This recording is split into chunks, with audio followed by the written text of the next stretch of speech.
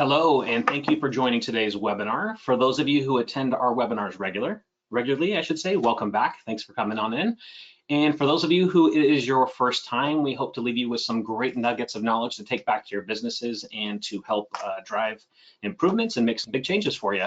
I am Corey Warshawski, the Director of Membership here at the Home Furnishing Association. Today, we are joined by the awesome Craig McAndrews. Hello, Craig. Hey, Corey, how are you? Thanks for the awesome in front of the name. I appreciate that. Absolutely, got to throw it out there, right? It's true, it's accurate, so got to make sure it's heard. Craig is a professor of practice at the Bauer College of Business at the University of Houston. He comes to us with a wealth of knowledge. Craig teaches courses at the Sales Excellence Institute there, and that includes courses like advanced professional selling, digital sales. And in addition to that, he comes with decades of experience in the home furnishings industry. Craig operated and owned and grew a chain of franchises for one of the top 10 retailers, and also held the position of Chief Learning Officer for that same organization as well too. So super glad to have you here today and to be able to lean into your knowledge, Craig, and to learn a little bit about more some of the issues that we're challenged with as an industry. And so thanks for making some time to join us. We do greatly appreciate it. Oh man, my pleasure. Plus this week, I mean, what a great week to get together and prepare for things. If I'm not mistaken, it's a decent holiday coming up that the industry really likes. Absolutely, yep. So everyone's super excited. It couldn't be more topical, and it'll be a great opportunity for everybody to jump on and get fired up for the upcoming weekend and have some big successful sales. So definitely good timing. Today's conversation is really going to be focused around. So we're going to talk a little bit about how consumers have been evolving over the last year, and really, of course, that means that the customer journey is also evolving, I should say. And we're going to look a little bit about, talk a little about and examine some of those shifts to really better understand how those of us on the call here today can adapt our training and really focus our energy to be the most effective in the modern sales environment for today. Before we really dive into things though, I wanted to make a quick little call out to everyone that's watching. Down on your screen, you have your chat box. That is an excellent opportunity for you to be able to communicate with Craig and myself and ask questions. So as our conversation progresses throughout the hour here, if you have some questions, if you want to follow up on something that we say, want to learn a little bit more, we highly encourage you to go ahead and drop those questions into that chat box, and we'll do our best to answer those in real time. So let's go ahead and jump on into things, Craig. Let's start with a little bit about how the customer has changed. So we've had some interesting things happen over the last year, 15 months that have probably driven some of these changes, I'd say. I think we all kind of get where we're going there, but can you talk to us a little bit about how the customer has changed during that time frame, some of the things that maybe you've seen out there?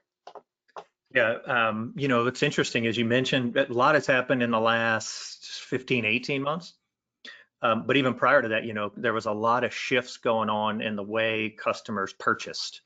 At our university, our PhD folks, those are really smart people, do all of the research around what's happening in the consumer space and the sales space, and then guys like me who work with the students get a chance to see some of that stuff. And probably one of the biggest shifts kind of pre-pandemic was the idea of where people were in the sales process, customers specifically, before they interacted with a salesperson. If you go back years ago, I mean, you interacted with a salesperson, especially in the home furnishing space, I think, sooner than later. Well, over time, as technology began to proliferate and more information became available, a lot of what you needed a salesperson for in the past, you could do on your own. The latest research that was shared with us was that customers are almost 60%, and that's 60% through the buying process before they ever interacted with a salesperson. Now that'll vary by industry, but generally that's they were already equipped to find the information that they needed, and in many cases start to select who they wanted to choose. Well, then you look at what happened during the pandemic, and one of the most fascinating data points I saw, there was a chart that the McKinsey group published that showed that over the course of 90 days, the first 90 days of the pandemic, e-commerce penetration increased to a level that it should have taken us 10 years to get to. It should have taken 10 years. We did it in 90 days. And so I think the biggest impact on the shift in customers has been the way in which they go about their purchasing. I mean, people are, more people are starting online. In many cases, they're finishing online. But if anything, as they go into retail environments, I think they've become more and more conditioned to kind of, hey, I want to get it my way. Like if you think of some of the things that have evolved from through this whole pandemic, I Hmm. mean, I know that I can order something and I could go drive up to your place and you can bring it out to me. I can come into your place and pick it up, or I can come in and shop around, or I can order it online and it'll be delivered to my house. I mean, those options have really created a scenario where I think today's consumers are very much driven to, hey, I kind of want it, I want to buy it my way. And you know, that could sound a little bit challenging if you know, you're a retailer who thinks, well, we don't service customers in all of those ways. But the truth is, that's where they are today. They have more information available to them to help them, and they have more options on how they want to go buy it. And so I think you're seeing that show itself in, you know, where people are spending their dollars. And would you say I mean, you know, you mentioned 60% of the way through the buying process by the time they actually step into some of the locations or retail brick and mortar location. How about the length of the buying cycle? Have you seen that shift at all, or seen any changes in terms of like how long it takes someone to make a decision? Then, you know, previously they may have walked into a retail store and not been as knowledgeable about the product or what their needs even were. Now they're doing some research before they get in, and they're 60% of the way through. Has that expedited that buying process or the buying cycle for them, or is it still you know, similar lengths, or any information or info on that? Yeah, it's still, it hasn't changed the buying cycle in a lot of categories. Because when you think about it, even being 60% through, and again, I don't want to suggest that people don't go to stores to shop. Hmm. They do, but more often, by the time somebody shows up to a store, you're more likely to have a customer who kind of knows what they're interested in, who has a perspective on what are going to be some of the best options. In a lot of cases, may know exactly how much they're going to spend. So we haven't actually seen a shortening of how long it takes to make purchases. But what we've found is when somebody is ready to make a purchase, then they do it immediately. And so, you know, because it's some, you know, just it's dependent upon the customer and how much research they want to do and their degree of comfort that they're trying to get to before making a purchase. One of the interesting studies I read recently from some of our folks was around this. It's a thing called purchase certainty, which basically means when I walk into a store, I kind of know what I want. And what we're seeing is that in a number of consumer product categories, purchase certainty is very high when consumers go into the physical location.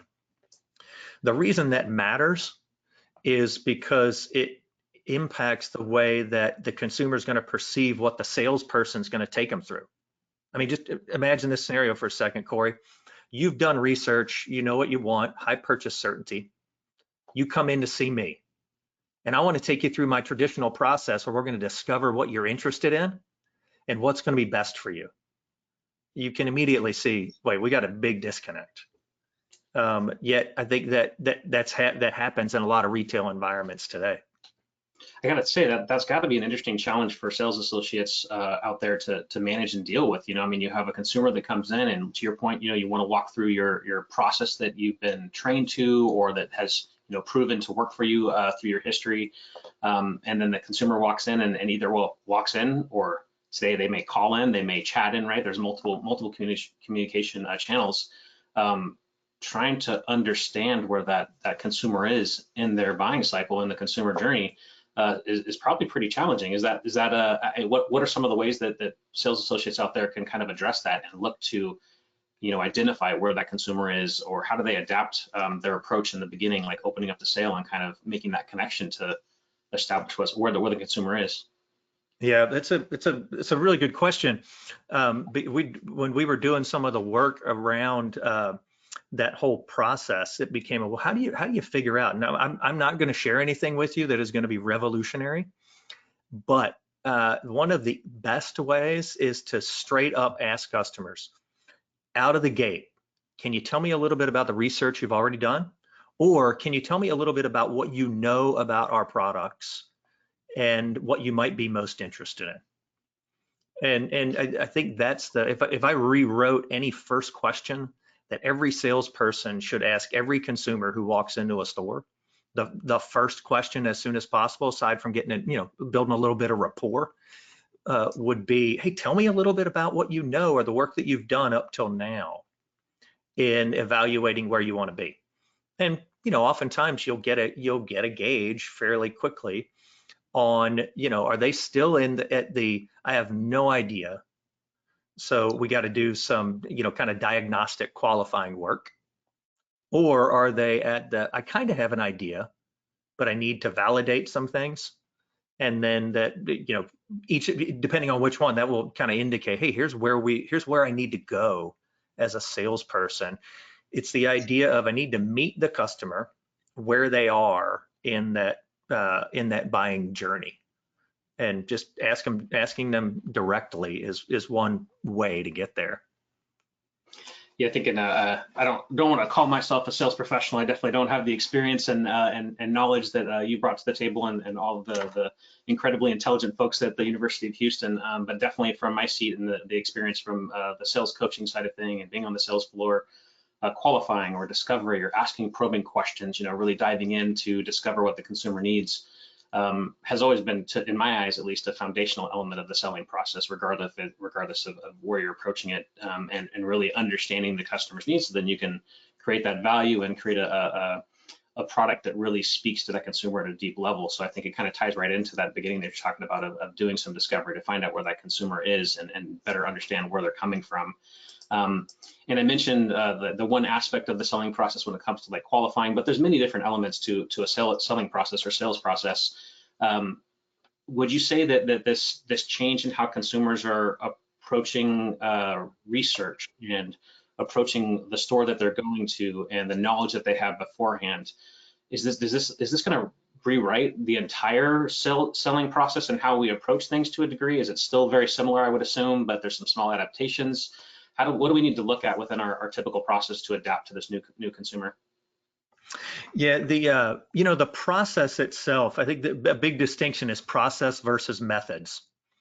And so when you look at the sales process, and I'm just going to take like a generic one, you've got this welcome or introduction, and then you've got this qualification, and then you've got this presentation.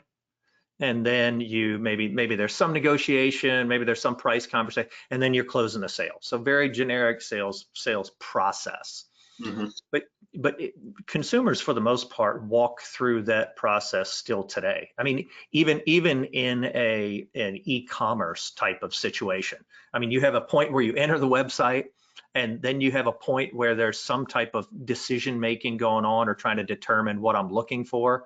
Now, maybe in some cases you're doing that via chat, or maybe you've done enough work on the front side that you just kind of know. But the biggest difference are the methods at which people are using in the sales process. So I'll give you an example. Introduction. Okay, you walk into my store, and I'm going to say, hey, Corey, welcome to the store. Is this your first time here? Or hey, what brings you in today? Or whatever the question is. And that's traditional training methods that most people would go through. But now what we have to add is we have to add a method if your first place of interaction is going to be on my website through a chat function. So now I have to teach somebody how to, when I am first interacting with you, but I can't see you, mm-hmm. I have to teach, what's the best way to build some quick rapport? What's the best way to connect and get you into a conversation? And so it becomes a lot about the methods that we're using to engage customers in the process, but through what you mentioned earlier, the multiple channels. I think that's one of the biggest distinctions. One of the other areas of kind of sales process, kind of traditional sales process, is presentation. Mm-hmm. Well, in this day and age, the way in which that you present product has to be very different. I mean, there's tremendous amounts of, just take YouTube, for example. I mean, YouTube brings to you some of the foremost experts on anything in the world. And so where historically I might, take out and I'm going to go old school from my mattress days, I might take out the cutaway and show you the layers of the product, when what I really should be doing is potentially scanning my QR code and showing you a video that is, or allowing you to scan your QR code or the QR code and watch the video to give you a whole different experience relative to the presentation. Again, the process step, the same methods, and the way that you're using both technology and I call it technology and tactics. The technology and tactics, how you're using them in that process, I think is where we're really seeing the changes. Gotcha. That makes sense. I want to circle back to the earlier point that you talked about with rapport building through chat and email for a second, because that's got to be a big challenge. And I imagine a lot of the retailers that are listening in today have started and worked towards overcoming that over the last 15 months and adapted to that with consumers reaching out by email, by phone, primarily as we went through the early stages of the pandemic and some stores were shut down and managing through that. Are there any tips or strategies that maybe you've seen around that in terms of if one of the retailers has a chat system built into their website, if they're communicating via email, what are some tips to building rapport in that instance? Because I can imagine that's challenging, right? I mean, it's not that verbal, or excuse me, the visual. I don't get to see you, I don't get to shake your hand. It's probably much more brief, but I don't want to make any assumptions. I'd love to hear any insight or thoughts that you have around that, and any tips that our retailers watching can walk away and maybe polish up what they've already been working on the last 15 months. Yeah, the lack of like even you and I right now, I mean, we get a chance to kind of see each other on video, so you get to read the nonverbals, and if you don't get to do that, then how in the world do you build quick rapport? But I think some of the same principles apply. One is the principle of just being personable. Quickly trying to connect with somebody at some level. I do think when it comes to communication like chat, that's the easiest example. A little bit of humor or a little bit of levity, I guess I'll use it that way, to attempt to connect with somebody can be of great value. Like, as opposed to me on the chat saying, how can I help you today? If I was selling a mattress, I might say, you must be sleeping poorly, glad you're here. Or something along those lines to create, because think about what you're trying to do in rapport is you're pretty quickly trying to build some trust and some connection so that we can advance this conversation. And so in the non across from you or the non-visual formats, that principle of being personable, a little bit of humor, as transparent as you can be. Hey, I know this process is really hard. We're here to help make it easier. I think those are the small things that can get engagement. And then once you get engagement, then you can advance through the process. That totally makes sense. I can think of personally, you receive emails. I'm sure everyone on here on the call listening today can relate to this. You receive an email and it's very, very obvious that it's a templated email, right? It's very, a little too professional, a little too perfect, versus the email you get that's, handwritten by someone at an organization or whatever, or maybe it's templated, but it's written in that voice that's very casual and like different feeling, and it's just a different level of connection with that type of a communication. So I can see that. That's a pretty cool approach to kind of look for that little bit of a shift and change and try to come up with some kind of a unique opening or entry line for that communication to kind of begin to break down those walls. To your point, maybe a little bit of humor or levity in there to kind of lighten things up and establish that quick connection with the consumer. So that's awesome. Yeah, you're trying to really personalize things as much as you can. And I know, one of the, I guess I'd call it a myth, if there's a sales myth, and I hear this a lot from people who have been selling in particular industries certain ways for a long time. They'll make the comment of, well, if we're not face-to-face, you can't build a relationship. And I hear this from sales organizations all the time. And it's just not true. You may think that it is, and maybe in the past it has been, but it is not anymore. And it is especially not true for the millennial generation, the Gen Z group, kind of that group who I think at the high side right now they're probably 35 and younger. But you can connect without having to stand in front of you physically, or in some cases, seeing you. But it doesn't take away the importance of personalization as much as you can get personalization into a conversation, which, you think, well, if I don't know you, how can I get personalization at all? Well, I'm like, welcome to technology. I don't know if you've done this or anybody on the call has done this before, but I always like, hey, Google your name. go Google your name and find out what's out there about you, Hmm. and you'll find there's a decent amount of stuff out there about about people. It's amazing what you can learn and then quickly get to. So in those cases, like that email you were talking about, you should be able to personalize it with something that, for me, if I was sending you a new business email, hey, Corey, great to meet you. I'm hoping the weather is great out there in Roseville. I've only been there once, but the last time I was there was a spectacular place. And, I've got a little bit of personalization, and I've probably got your attention a little bit, and then you might keep reading.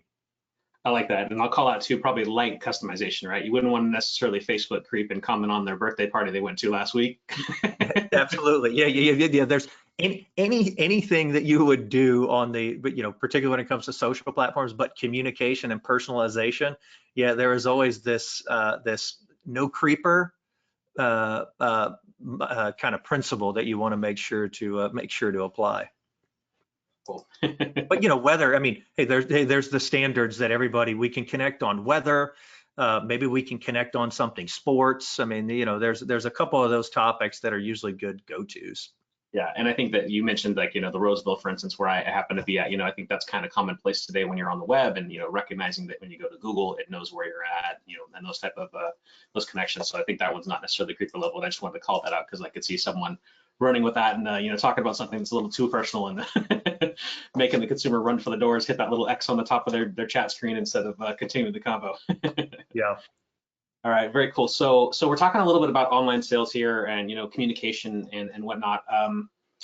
Can we talk a little bit about some of the techniques that may vary from online to in-store when it comes to that, either techniques or sales process, whatever you think makes more sense there. But what varies a little bit when we're talking about the current day customer and how they interact on the web and on chat and through the phone and through email versus the in-store interactions?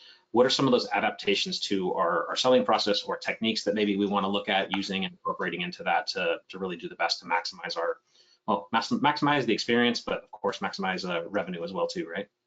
Yeah. The online to in-store, like, I know oftentimes people think about them as, either or. And the reality is today it's a yes and. It's kind of both. They're all part of the ecosystem, and at least this is a way to think about it: is they're part of the ecosystem to engage my customers. Mm-hmm. But there are a couple of distinctions. Number one, I think when you're online, the time sensitivity of responsiveness is really high. Like, especially if you're going to be engaging via like a chat function or something along those lines. Mm-hmm. Responsiveness and speed are important versus if we're together in a physical location. You're not typically, I mean, some exceptions to this, but it's usually not, hey, let's hurry up. There's just like these basic human interaction ways that we kind of respect each other and we're going to kind of work together. And so timeliness and responsiveness is a big distinction between the two. The other big distinction, though, is that in the e-commerce space in particular, the intuitiveness of going through the process is really important. Like, what do I do next? And please make it as painless and as easy to understand as possible. But versus when I'm in store, I mean, I can kind of lead you through. When you don't have somebody to lead them through, then you want to make sure that the way that you kind of feed each step of the process along the way Mm-hmm. is just really simple. I mean, you can get onto some e-commerce sites and it takes you, 18 clicks to get somewhere. I mean, if Amazon, I think, love them or hate them, they have taught us some things. And that is one of them. Simple to use user interface and easy to get finished with the process. Really, really important for that e-commerce space. I mean, I can't tell you how many times you've probably done this yourself. Somebody mentions like a really good book. I mean, I'm on Amazon, punch it in, swipe, and I've made my purchase in 8 seconds. Mm-hmm. And that's the way you want. That's the way you want to do it. I'll compare it to if I was, on another site and I had to navigate my way around and go to multiple places, it's like, whoa, this is not a good experience. And so that kind of time and speed thing, and then intuitiveness, I think really important in the e-commerce space versus what you get when you're in store. Or yeah, it's interesting. Yeah, definitely. I mean, I've had those experiences clicking through some websites before where just, you get to the end and it's either confusing or, you're trying to figure out what to do next. And it's definitely a distraction. It's not the best consumer or customer journey to go through. I want to relate back to the like chat and email and the communications and whatnot, and talk a little bit about the intuitiveness of things, right? So I think back to my experiences on the sales floor and working directly with consumers in a brick and mortar location. Part of the things that we would often do was to give kind of like a tour, basically kind of explain the process. This is what we're going to do today. This is, we're going to go from A to B to C. Here are the goals and how we kind of move through those things. The intuitiveness of the website kind of replaces that to a degree. Maybe it doesn't necessarily cover the process, or maybe some websites do, depending on the organization, but it kind of guides them along in that journey as it is.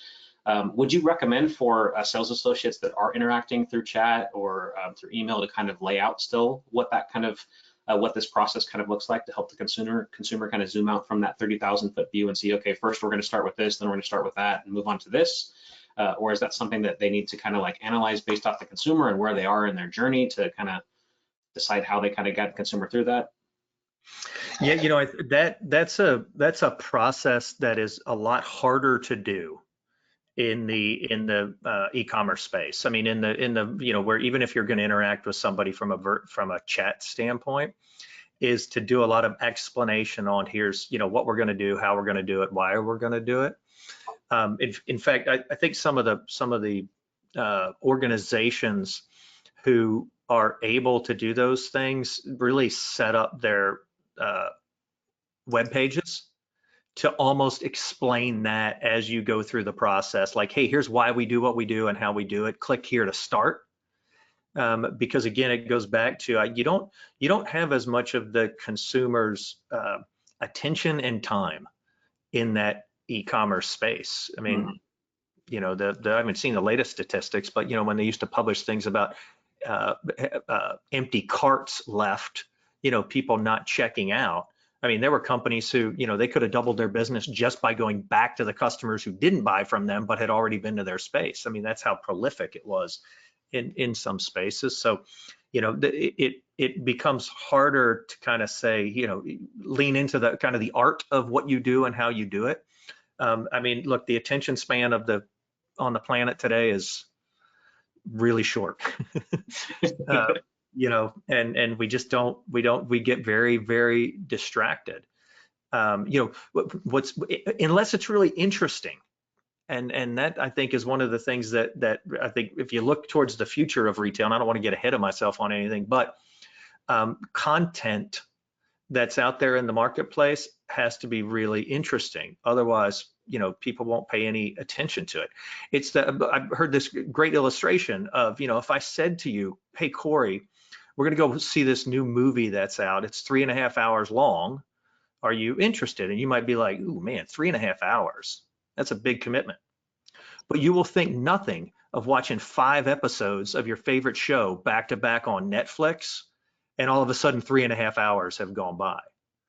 And it's because it's interesting, it kept your attention, and then it kind of went from one thing to another. To me, the content people in media have done a great job of teaching people how to keep others engaged, which is, make sure you have a dramatic ending in a way that says, man, I have to see what's going to happen next. And I think that's what will capture, that's what captures people's attention. And so I'll translate that into your website and what your website looks like. Well, if you're going to do any process descriptions, or hey, here's how we do what we do, and here's why it's different and why you would want to shop with us. You got to make it interesting. You got to make it engaging, and short content pieces to get people to move from one thing to another. Definitely the day and age of today, right? I think of the first thing that came to mind when you mentioned that was TikTok. And, when you first started talking about social media and the short attention spans and moving through, 30-second, 60-second video clips. And I could easily watch 2 or 3 hours of that sometimes. And much like several episodes and compared to a movie too. So interesting. So Craig, one of the interesting parts about this conversation is, we're moving back and forth from like that autonomous website consumer interaction with that to the sales associate, the in-store experience, and the overlap between those two. Um, how do we bridge the gap between those consumers who are shopping online and then end up in one of our retail location stores? So a consumer goes online, they're doing some shopping, some research there, they show up in one of our stores. And we talked a little bit earlier about connecting the dots with, doing some qualifying and understanding kind of where the consumer is at in their buying cycle. But when they get into the store there, how do we take advantage of some of the opportunities that have been created online with some of that marketing and the elements that have been there that you kind of talked about in terms of the way websites are kind of designed? How do we get our sales associates in there to be able to kind of pull from some of those elements online and bring some of that into the selling process and kind of connect the dots between the customer's online experience and now their in-store experience? Yeah, I had one of my colleagues one time said this to me. He said, Craig, salespeople will use anything that helps them sell, and they will use nothing that doesn't help them sell. And it's one of those where you're like, well, that doesn't seem very profound, but good night. That's a really good perspective. When it comes to this kind of in-store online salesperson,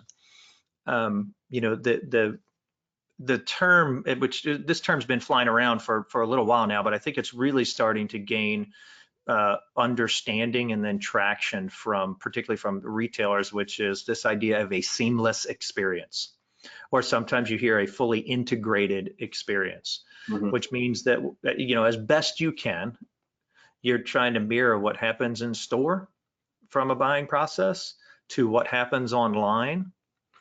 And I think the key is, especially when this comes to sales associates, is to try to design your website or any of the technology you're going to use in a way that helps them, that they would want to use it. It can create an advantage. I remember years ago when I worked for a former retailer, and we were really putting a lot of time and energy into e-commerce. And I mean, our sales team thought e-commerce was the devil and that it was the competition.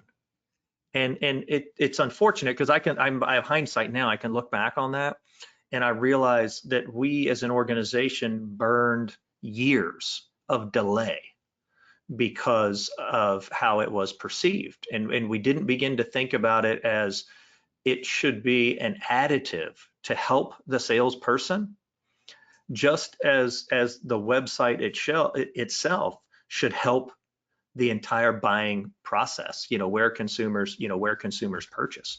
Like, in a practical sense, what this could look like, and some people are doing this today, but I think you'll see more. I mean, it could look like that my retail salesperson in the store pulls up my website and uses certain tools on my website to help with the in-store decision making and the in-store buying process.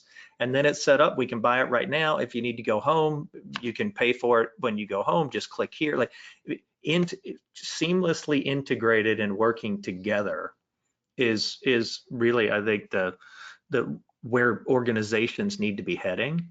But for organizations who have salespeople that view the website as competition, I'm just, that's something that you have to change. And I think that one of the ways to change it is that your website helps people sell more. But the other one is just helping your team realize that, look, people aren't going to buy online less. When you just look at the generational numbers, I mean, the millennial, I'll go to Gen Z because they're the kind of the youngest group, in their late teens or like early to mid 20s. The percentage of that group buying online is really high. Then it drops to millennial, but it's really high. And then it drops a little bit more to Gen X. But what's important to understand is that your consumers those are your future buyers. I mean, those generations who are buying at high levels, online, in store, however they want, they're coming. And it's not going to, like I said, I'm always like, hey, look, people aren't going to buy online less. I mean, they just, unless something beyond our comprehension happens.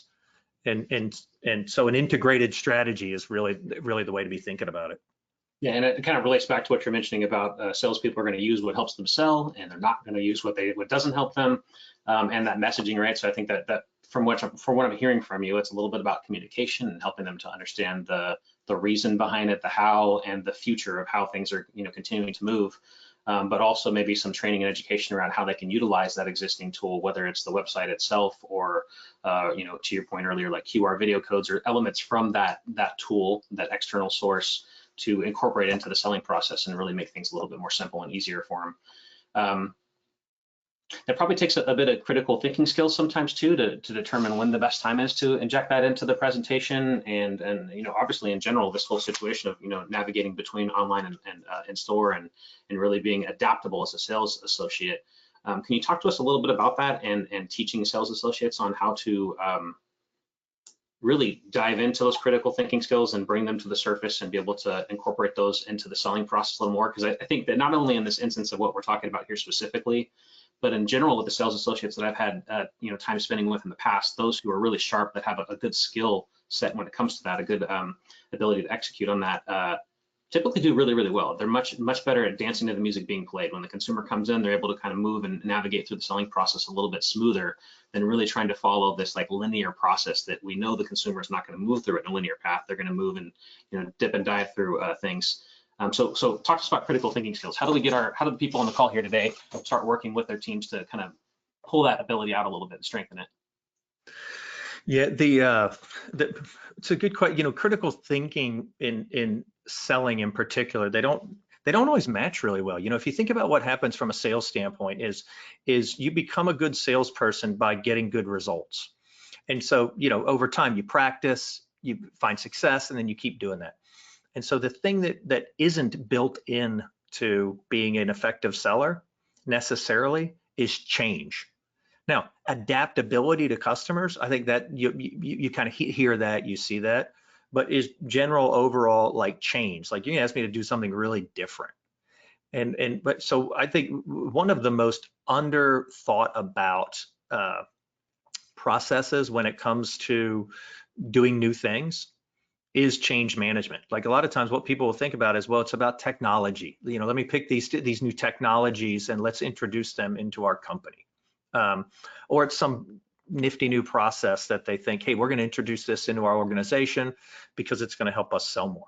But they don't step back and look at it from a change management standpoint and say, well, hang on a second, what's it going to take for people to actually be interested in changing? And so I think it starts there in organizations, which is kind of vision and reasoning and an understanding of kind of what is today and kind of why to change. And then at that point, I think it becomes about empowering your sales team to kind of learn, not do so well, but learn, and then adapt until they figure it out. I think what happens a lot of times is we put these changes into companies, company puts a change in and they say, hey, go do this. And we miss bringing the sellers and some of the team into the development of the process, how the tool could best work. And I get it. The reason that people don't do that is because it takes time. But I think when you involve the salespeople in the process, you set up kind of, hey, here's why we need to change. You involve them in the development process. That right there will challenge their critical thinking.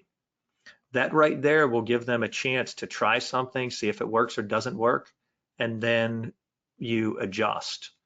I think one of the biggest challenges I think in sales today, and you hear this topic a lot, is the need for coaching. Coaching's like a hot topic in sales.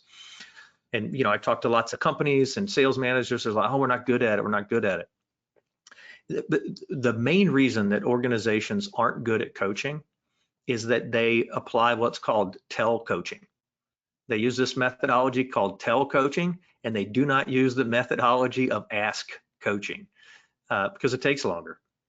But if you will use an ask, ASK, I want to spell it, I don't say it too fast. People are like, what did he just say? Ask coaching. Then that is another methodology that helps foster and promote critical thinking. I could sit here, Corey, and I could tell you, hey, listen, um, when you're not creating enough urgency with your customers when they're getting ready to leave the store, and you need to go create urgency by make sure you lean into, hey, our limited inventory, or that the sale ends on Tuesday, go do that. And maybe you go do it for a little while and try it, works, doesn't. Or I can have a conversation with you and say, hey, Corey, it looks like urgency might be a bit of a challenge. What do you think are some of the ways that you might better be able to create urgency with your customers? Or have you seen other salespeople create urgency in any way that you thought was really helpful? And then we got a dialogue going. And then you're critical thinking. You're sitting there going, huh, let me think about that.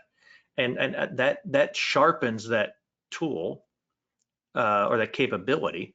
And then, the upside is once you start to do that, you don't have to, it's not like a constant teaching thing. I mean, if you stimulate an environment of creativity and curiosity, then you're going to get exactly where you're trying to get to. Yeah, it makes sense. I mean, you're taking somebody out of their tunnel vision that they may see as of how they want to apply something in a particular situation, and asking them to kind of look for those external or outside perspectives and come to their own thoughts. So it's kind of like you're capturing their buy-in a little bit.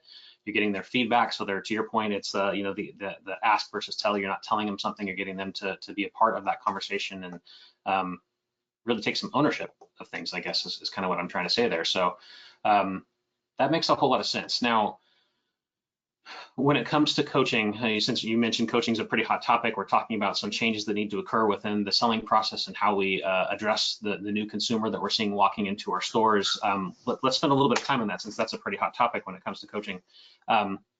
What other tips do you have when it comes to that? I mean, so tell coaching, right? You stand there and you might, I'm assuming, because we didn't really talk too much about it, is I'm giving you a bunch of information, I'm downloading that, versus ask coaching. How about when we're targeting a behavior? I'm a coach and I'm walking into a store and I want to, analyze your sales presentation or listen to you on the phone and how you're discussing with the consumer. How should I focus my coaching? Is it something where I'm talking about a multitude of topics? Do I identify one thing and really hammer in on that? How do I make sure that change actually occurs and continues to be adopted by that person that's being coached? Yeah, and I mean, there's books and books and books on coaching and techniques and this, that, and the other, and a lot of great stuff. I think that when you boil it down, I think the making sure to ask, be curious as the coach.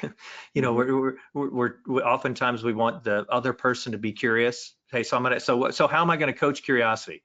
Well, I'm going to say, hey, Corey, I think you could be more curious, so you should try to be more curious. Okay, thanks.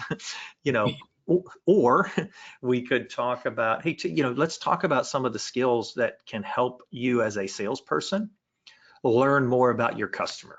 What are some of those, do you think? And you might name a few. And if I think that there's one you missed, I would say, okay, those are good. Hey, have you thought about X? But I always, when it comes to coaching, the formula that I always run through in my head is, one, make sure I'm asking, not telling. And the second one, excuse me, is to make sure that fewer is better. So if I see 5 things, and I can tell you to go do those 5 things different, but you won't. And so we're gonna talk about the one that might lead to the most impact. And then once there's some progress there, then we'll talk about the other. I think the other good thing about coaching, if you're doing it effectively, is you never leave a coaching conversation without some commitment on what action step you're going to take between now and the next time we get together. And it's your commitment. I'm gonna ask you, based on after our conversation, hey, Corey, what do you think is one thing you could do differently between now and the next time we talk? And you'll tell me what it is, and I'll say, okay, perfect. Next time we talk, then I'll follow up. Let's start there, and then move on to the next topic or whatever it might be at that time. But I think the action and the accountability part of it is kind of that last piece of the coaching exchange that I think helps to make it more effective. So do some ask, not tell coaching, ask and try to get them to use those critical thinking skills to come to a conclusion, basically kind of leading the conversation to a degree. Then spending some time to actually do the coaching itself. And I assume there should be some practice involved in there as well too, versus just talking about the particular issue. Yeah, I think if you have something that is like a behavioral oriented thing, you talk about, hey, what would it look like if you did it differently, or what would it look like if you did it to get a better result? Hey, do you want to? Why don't we? We can role play it. Let's try it. Yep. Or if it's not something that's like role play, let's try it thing, then it would go back to, okay, hey, what do you think you could do? One thing you could do differently between now and when we talk again. You make the commitment, you've got the action item, then we go from there. Perfect. So a little bit of practice if it's applicable and it makes sense for the particular scenario. We don't practice in the Super Bowl, right? Practice at the practice field. So rather than doing it with the consumer, do it with me first, or your coach. Stay focused on one topic, right? So don't throw 15 things at somebody. Let's find fewer is always better. Yeah.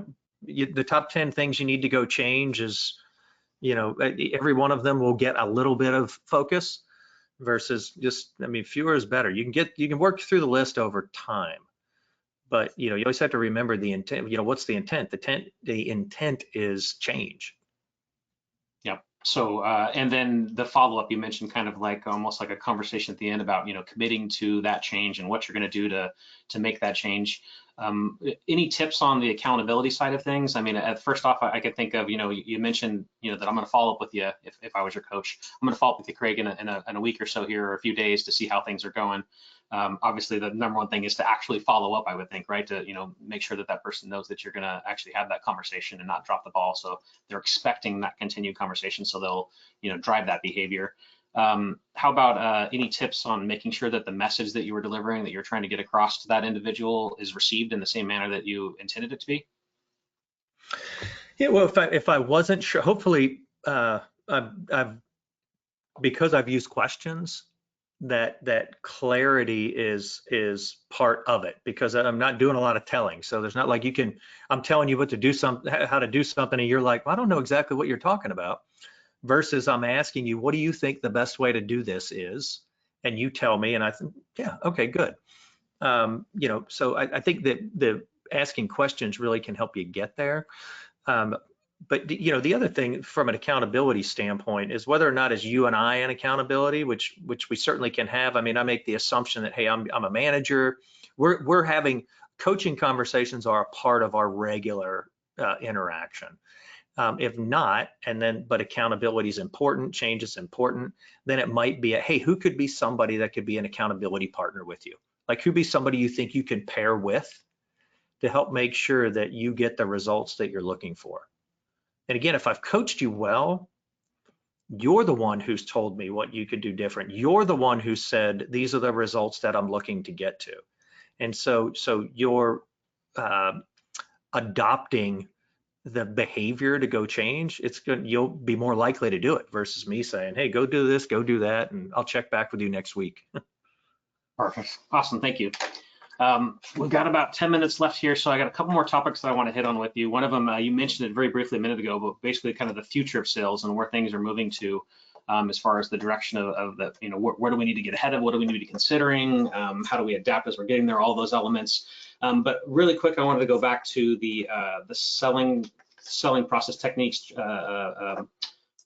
things that you can use when it comes to closing online, right? So to circle back to the full side of things, we talked a little bit about relationship building and some discovery to find out where the consumer is in their buying journey. How about when it gets to that other end of closing the sale through chat, through email, through well, the website, I guess, is a little bit different, but when your sales associates interacting with that consumer through those, any tips or tricks or thoughts on ways to approach closing the sale, since that's typically one that can be a little bit more challenging for folks out there? Well, I'll try to make the distinction when you talk about closing a sale, like online. Yeah, like through chat, like for instance, I'm interacting with my consumer and talking about the products. is it as simple as just asking for the sale and then trying to work through objections like it is in a one-on-one environment, a brick and mortar store where you and I are talking face to face or on the phone, or how does that vary a little bit when it's in the online environment through chat? Well, really, and I think that's the important distinction to make is, how does it vary? And when you think about just the nature of e-commerce, Hmm. you as the consumer are doing most of the initiating. And therefore it doesn't require a whole lot of interaction. You want to close a lot of sales online, make buying easy. Give me fewer clicks, make the pricing page simple. This something as easy as, look, let me enter my name and pre-populate all of the data naturally so that the process can be easy. Consumers, I mean, think about what originally took them online. There was a price perception. What kept them online was an ease of purchase. And and in certain categories of the mattress category, I'll use that one in particular. What kept people buying online was, well, I don't want to go to a store and have to go through that process. And so I think as long as your user experience is set up to be intuitive and pain-free, they'll buy. I mean, they will buy if there's steps along the way that help make it an easier process. Help to understand a little bit more about the product. Sites that use comparisons, comparison capability when you're looking at two products or three products, very useful. Hmm. Because then you're giving me clear understanding, and I have the power, I have the click power. And so I think there's less salesmanship having to be applied in the e-commerce space to get to the close versus what you get in store for sure. But I think that's a big shift happening in sales today. I mean, the salesmanship of closing and creating urgency, as an example, the historical techniques, the 100 best practices for closing the sale. Those are methods, and many of them are going away like the dinosaurs. I mean, the tactical practice of trying to, at times artificially create something or whatever, consumers just see through. There's too much transparency out there in the marketplace today, and there's too many options that people can elect to purchase from. And so when you're creating transparency and ease of commerce with your organization, you're going to be in pretty good shape. Nice, awesome. I think that too, knowing that the closing the sale is a little easier when you're dealing with chat and whatnot. Hopefully that helps with the sales associate acceptance of that change, right? You mentioned earlier that relationship is how e-com was maybe looked at previously as the enemy or the opposite, someone that's taking away from my ability to close the sale. But if that process is making things simpler for sales associates, hopefully they're much more likely to engage and enjoy working in that environment, since it's not as difficult to close sales. So, all right, Yeah. so all this is, talking, you mentioned the future a second ago, or earlier in the conversation. I'd love to transition to that since we're wrapping things up here and talk a little bit about some of the technologies that are crucial today, some of the technologies that are crucial for the future, and really where future itself of sales, where you kind of see that's going here, Craig. Give us your thoughts. What do you think? Yeah, so as a general rule, I mean, the booming spaces are, when it comes to technology, anything related to, powered by artificial intelligence. Actually, one of my colleagues, that's kind of his specialty is artificial intelligence and machine learning as applied in the sales world. And he always made this really simple for me. Like, it seemed like such a weird concept. I didn't quite get it. And he's like, let me explain artificial intelligence to you. It's really sophisticated math. It is just math. It's not the, we see examples of, when we think about artificial intelligence, we think about C3PO, who can do all these really cool, cool things. That's not AI as applied today, but it's sophisticated predictive math. And so you see those technologies showing up in all kinds of places. And so, I think where sales will continue to evolve is it's going to be more and more customer centered from an experience standpoint. And you think, well, it always should have been. Well, it's not. I mean, if you think about, and if you think your organization is completely customer centered, go listen to your salespeople have a conversation with the customer. I promise you, they're speaking sales language, not customer language. When they're talking about the product and the feature and why it's amazing, that's sales language. When they're talking about how this will provide a better night's sleep, or how this will really make this room look the way you want it to look, that's customer language. And so I think that the customer-centered approach and the enabling customers to experience as much of the buying process as they can on their own through technology and things like augmented reality and stuff like that that's all going to continue to expand. I think the role of seller is going to be less seller and more expert advisor into the future. In fact, when you look at the like technologies, to me, one of the most underutilized technologies are social media platforms in the B2C world. Social media platforms, Facebook, Instagram, LinkedIn, you name it. I mean, some better than others, for targeting customers. But social platforms have created a scenario where any individual can carve out a position of expertise in a network. I mean, think about it. When in the world have we ever been able to establish our own expertise in a space? And it's always been a challenge up until social media came around. And now, through the appropriate digital branding, through understanding how to build your network and having a presence on the right channels, I mean, the individual salesperson can be an expert in a space, and social media has enabled that. I think you'll continue to see a big expansion of the way sellers are using social platforms to build their authority and expertise, and more importantly, in just prospect and engage potential customers. I think that's a big area of continued expansion. And then after that, I mean, when you think about technologies, some of the basics I think are really, really important. Customer relationship management systems will become more and more important because you want to stay more frequently engaged with people beyond what you can kind of keep it ordered in your head. But then the other big one is content management technology. Like how do I pump content out into the digital channel space that is both helpful to my potential prospects, but then also, helps me in positioning myself from an expertise and an authoritative standpoint, because that's how you'll build your business. One of my favorite examples, there's a guy, he works at an Ashley location, and his name's Tim Hammonds. I've used him as an example in my classes all the time because he has a professional Facebook page, but he dubs himself Tim the Sleepologist Hammonds. And he's a mattress salesperson, but he publishes content to help make his network smarter on how to buy a bed. And he's built his network around former customers and people who could be potential prospects into the future. I'm like, that's how B2C people, sellers, will use social platforms to expand their reach and their positioning in a marketplace. You're going to see a lot more of that coming. A perfect example to help wrap up our call today. What was his name one more time? Tim Hammonds.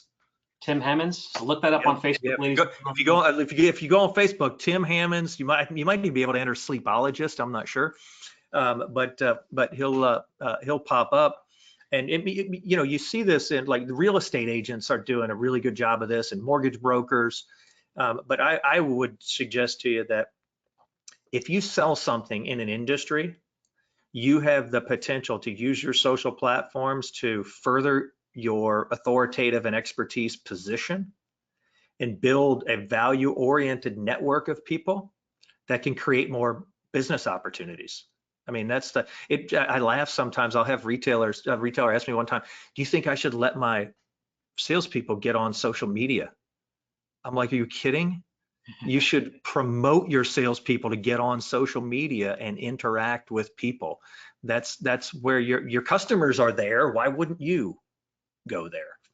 the perfect way to adapt our current sales associates and selling process to the consumer of the future that we're dealing with today, taking and moving things onto that digital space and social media and capturing them that way. So thank you so much, Craig. It's been excellent today. I got a couple quick things I want to cover with the audience here. Normally, you'll see the key takeaways would pop up on our screen. I'm going to encourage you guys to keep an eye out for an email that's coming through to your inbox. If you registered, you're automatically going to get the email that shows the on-demand recording of today's conversation. If you got some great takeaways from today and want to forward it along to someone else so they can listen in and watch, please do. I also want to take a moment too to mention in that email, you're going to get some key takeaways from today's conversation. So some of the highlights of some of the great stuff that we learned from Craig today during the conversation. On screen here, you can see we've got the High Point Market is coming up here on June 5th through 9th. So that's right around the corner, just another week here. Of course, we have the HFA Resource Center that's there for you. Please, if you're going to be at Market, come on by, drop by to say hi. Learn a little bit more about the association. And of course, we'll have tons of our solution partners there to help you out with some of the challenges facing your business. So thank you everyone for taking the time to join today's conversation. We greatly appreciate you jumping on, hearing everything that Craig McAndrews had to say. Thank you, Craig, for joining us. We do appreciate it. Got the slides going all over the place there, but on the bottom of this slide right here where you see thanks for joining is the web address, myhfa.org/webinar. That is also the place where you can get the recording for today's on-demand recording, as well as hundreds of other on-demand recordings relevant to today's conversation, as well as all different aspects of your business and challenges you may be facing. So thanks again, everybody, for jumping on. We wish you the best of luck this next week and coming up. Don't need luck, create it. Take care, everyone. Thanks again, Craig. Have a good day. Hey, no problem. Hey, Corey, and I'll encourage anybody, if they want to connect on LinkedIn, I publish a lot of sales stuff out there. Look me up. I'm happy to share what we've got going on at the Institute. You've got a great podcast too. What's the name of your podcast, Craig? Sales Scholars. Yep, I get have a lot of chances to talk to academic experts to talk about sales related stuff. So I appreciate that. Absolutely. Check out Craig McAndrews, everybody. Thanks again. Have a good one. Take care.